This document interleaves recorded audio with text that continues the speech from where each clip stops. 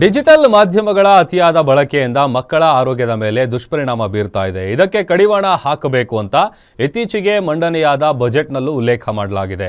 ಇದರ ಬೆನ್ನಲ್ಲೇ ಆರೋಗ್ಯ ಇಲಾಖೆ ಮಹತ್ವದ ಹೆಜ್ಜೆ ಇಟ್ಟಿದ್ದು ಡಿಜಿಟಲ್ ಮಾಧ್ಯಮಗಳ ಕಡಿವಾಣಕ್ಕೆ ಕರಡು ನೀತಿಯನ್ನ ಬಿಡುಗಡೆ ಮಾಡಿದೆ. ಮಕ್ಕಳು ಡಿಜಿಟಲ್ ಮಾಧ್ಯಮ ಬಳಕೆಗೆ ಬೀಳುತ್ತಾ ಬ್ರೇಕ್. ಆರೋಗ್ಯ ಇಲಾಖೆಯಿಂದ ಬಿಡುಗಡೆಯಾಯಿತು ಕರಡು ನೀತಿ. ಶಾಲೆ ಹಾಗೂ ಕಾಲೇಜು ವಿದ್ಯಾರ್ಥಿಗಳಲ್ಲಿ ಮಕ್ಕಳು ವಿದ್ಯಾಭ್ಯಾಸಕ್ಕಿಂತ ಡಿಜಿಟಲ್ ಮಾಧ್ಯಮಕ್ಕೆ ಹೆಚ್ಚಿನ ಒತ್ತು ನೀಡುತ್ತಿದ್ದಾರೆ.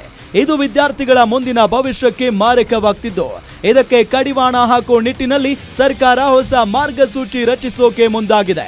ಇತ್ತೀಚೆಗೆ ಮಂಡನೆಯಾದ ಬಜೆಟ್ನಲ್ಲೂ 16 ವರ್ಷದ ಒಳಗಿನ ಮಕ್ಕಳು ಸಾಮಾಜಿಕ ಜಾಲತಾಣ ಬಳಕೆಗೆ ನಿರ್ಬಂಧ ಹೇರಲು ನಿಯಮ ರೂಪಿಸೋದಾಗಿಯೂ ಘೋಷಣೆಯಾಗಿತ್ತು.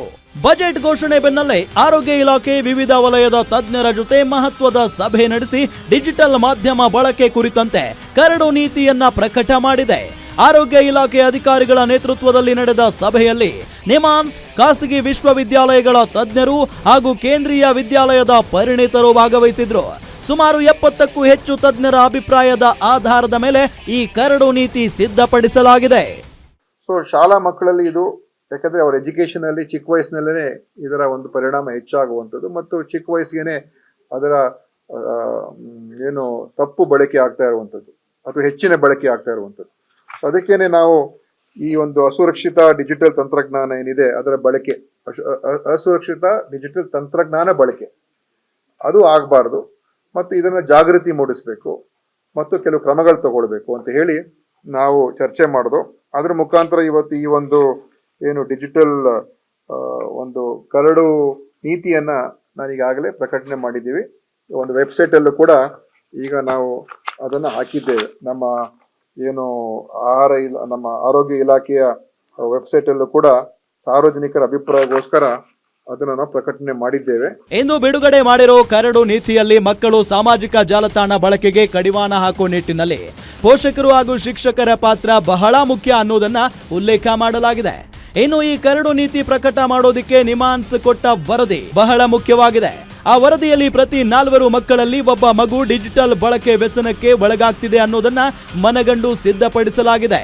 ಇದರ ಆಧಾರದ ಮೇಲೆ ಮಕ್ಕಳು ದಿನಕ್ಕೆ 1 ಗಂಟೆ ಮಾತ್ರ ಡಿಜಿಟಲ್ ಸಾಧನ ಬಳಕೆಗೆ ಅವಕಾಶ ನೀಡಬೇಕೆಂದು ತಿಳಿಸಲಾಗಿದೆ. ಆರಂಭದಲ್ಲಿ 9, 10 ಮತ್ತು PUC ತರಗತಿ ವಿದ್ಯಾರ್ಥಿಗಳಿಗೆ ಅನ್ವಯವಾಗುವಂತೆ ಉಲ್ಲೇಖ ಮಾಡಲಾಗಿದೆ. ಹಾಗೇನೆ ಪಠ್ಯದಲ್ಲಿ ಡಿಜಿಟಲ್ ಮಾಧ್ಯಮ ಅನಾನುಕೂಲ ಬಗ್ಗೆ ಸೇರ್ಪಡೆ ಮಾಡುವಂತೆ ಸೂಚನೆ ನೀಡಲಾಗಿದ್ದು, ಶಿಕ್ಷಕರು ಪೋಷಕರ ಸಹಭಾಗಿತ್ವದಲ್ಲಿ ಕಡಿವಾಣಕ್ಕೆ ಕ್ರಮ ಕೈಗೊಳ್ಳಬೇಕೆಂದು ತಿಳಿಸಲಾಗಿದೆ.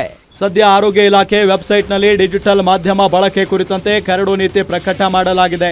ಸಾರ್ವಜನಿಕರು ವಿದ್ಯಾರ್ಥಿಗಳು ತಮ್ಮ ಅಭಿಪ್ರಾಯವನ್ನ 15 ದಿನದ ಒಳಗೆ ಆನ್ಲೈನ್ ಮೂಲಕ ತಿಳಿಸಬಹುದಾಗಿದೆ. ಅದರ ಆಧಾರದ ಮೇಲೆ ಅಂತಿಮ ನೀತಿ ಪ್ರಕಟ ಮಾಡಲು ಇಲಾಖೆ ಸಿದ್ಧತೆ ಮಾಡಿಕೊಳ್ಳುತ್ತಿದೆ.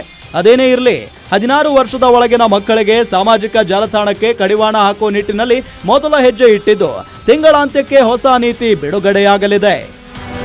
ಉಲ್ಲಾಸಿಯಸ್ ಕಿರುವಾಸೆ, ಗ್ಯಾರಂಟಿ ನ್ಯೂಸ್, ಬೆಂಗಳೂರು.